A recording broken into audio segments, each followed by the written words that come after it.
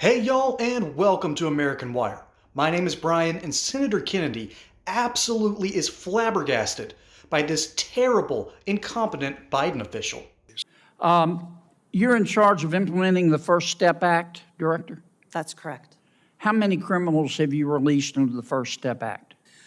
So First Step Act for the overall release since the initiation of the First Step Act is, I have that exact number in front of me. You don't know off Thought the I top of did. your head? Sorry, Senator. So 70% of those that were released, we have about 30,000 individuals that have been released since the passage of the First Step Act. All right, so you've released 30,000 criminals under the First Step Act.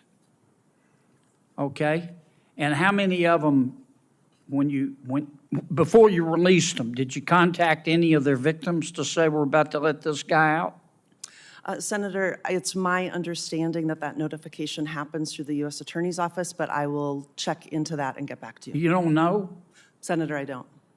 Have you followed up with the U.S. attorneys to say, do you have a system to say, hey, we're about to let this guy out? Would we want to be sure the victim's contacted? As a former victims advocate, I share that value, that victim notification should happen. I'll check on the process. And I'll But get you back don't to know if it's happening. That's correct, Senator. Wow. Okay, of the 30,000 criminals you let free, how many of them have come back? Have committed a crime again, hurt somebody else? So that number is one that we're still looking at as it relates to the recidivism rate for those that were released on the First Step Act. You don't have any idea? No, Senator. You don't have anybody at the Bureau that can count? I do not have that number in front of me today. So let me get Senator. this straight. The First Step Act was passed in 2018. This is 2024. Am I right so far? That's correct. That's 6 years. And in 6 years, you've let 30,000 criminals go, right? That's correct. And you don't have the slightest idea how many of them committed another crime and came back. I don't have that number in front of me today, And you sir. run the Bureau of Prisons. That's correct. And how many employees do you have? About 40,000 employees. Oh, my God. Oh, my God. The amount of incompetence of our federal bureaucrats. I think we need a new measuring system. We need a new unit of measurement to now figure out just how incompetent these people really are. You'd think that data would be easy. You'd think collecting that would be smart. You'd think that these potential repeat offenders might be something you want to track now, wouldn't it?